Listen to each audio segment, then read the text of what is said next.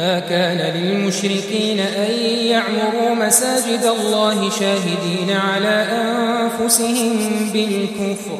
أولئك حبطت أعمالهم وفي النار هم خالدون إنما يعمر مساجد الله من آمن بالله واليوم الآخر وأقام الصلاة وآتى الزكاة ولم يخش إلا الله فعسى أولئك أن يكونوا من المهتدين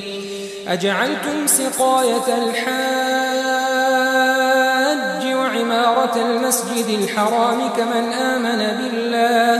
كمن آمن بالله واليوم الآخر وجاهد في سبيل الله لا يستوون عند الله والله لا يهدي القوم الظالمين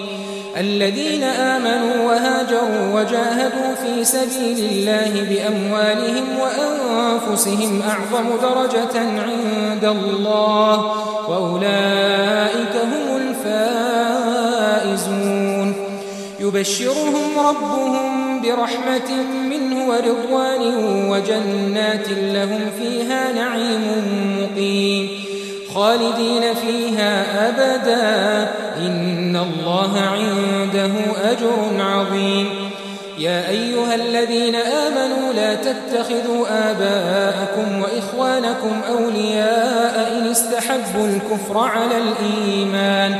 ومن يتولهم منكم فأولئك هم الظالمون قل إن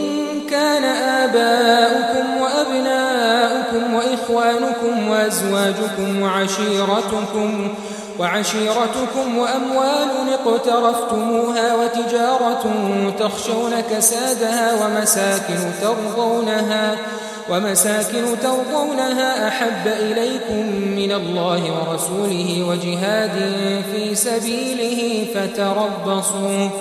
فتربصوا حتى يأتي الله بأمره والله لا يهدي القوم الفاسقين مشرکوں کا کام نہیں کہ اللہ کی مسجدوں کو آباد کریں جبکہ وہ اپنے آپ پر کفر کی گواہی دے رہے ہوں ان لوگوں کے سب اعمال بیکار ہیں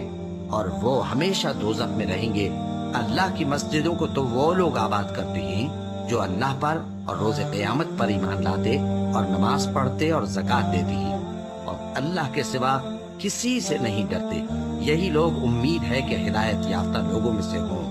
کیا تم نے حاجیوں کو پانی پلانا اور مسجد حرام یعنی خانہ کعبہ کو آباد کرنا اس شخص کے اعمال جیسا خیال کیا ہے جو اللہ اور روز آخر پر ایمان رکھتا ہے اور اللہ کی راہ میں جہاد کرتا ہے یہ لوگ اللہ کے نزدیک برابر نہیں ہیں اور اللہ ظالم لوگوں کو ہدایت نہیں دیا کرتا جو لوگ ایمان لائے اور وطن چھوڑ گئے اور اللہ کی راہ میں مال اور جان سے جہاد کرتے رہے اللہ کے ہاں ان کے درجات بہت بڑے ہیں اور وہی مراد کو پہنچنے والے ہیں ان کا پروردگار ان کو اپنی رحمت کی اور خوشنودی کی اور بہشتوں کی خوشخبری دیتا ہے جن میں ان کے لیے ابدی نعمت ہے اور وہ ان میں ہمیشہ ہمیشہ رہیں گے کچھ شک نہیں کہ اللہ کے ہاں بڑا صلہ تیار ہے